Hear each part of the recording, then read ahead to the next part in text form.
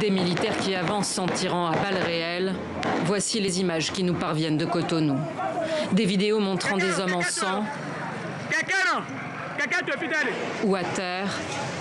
Des sources disent que 3 personnes ont été tuées.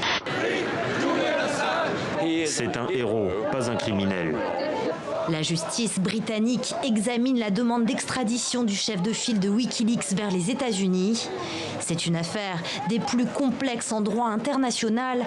3 pays se disputent le sort d'un seul homme. Ce que craignent les avocats de Julian Assange, c'est que les États-Unis avancent d'autres chefs d'accusation une fois que le fondateur du site sera sur le sol américain.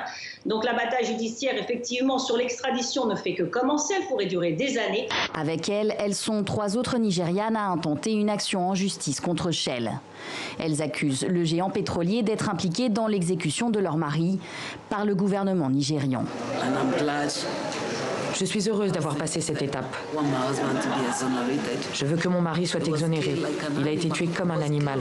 Genève, ça fait plusieurs années qu'il a un pavillon africain. Et ça, c'est très important pour nous.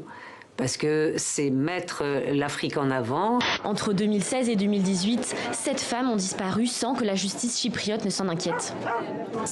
Quelqu'un doit endosser la responsabilité pour ça. C'est énorme.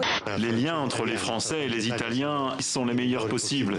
Et l'amitié que nous avons, et que le président Macron et moi réaffirmons aujourd'hui, est une amitié qui peut résister à tout. Je suis toujours très contente quand des gens de pouvoir s'intéressent à de la culture, quelle qu'elle soit.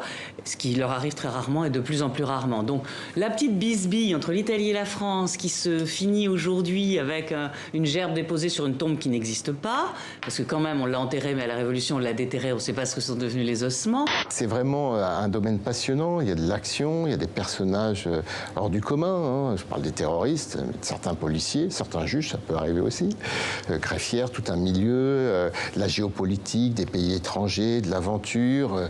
Finalement, c'est Tintin au pays des terroristes, si vous voulez. Je te dis que je vais pas bien. J'ai besoin d'être seul. Et toi, t'invites une bande de potes que j'ai pas vu depuis bientôt 3 ans pour faire une fête? Je peux mentir, mon pote. On voulait juste te faire une surprise pour ton anniversaire.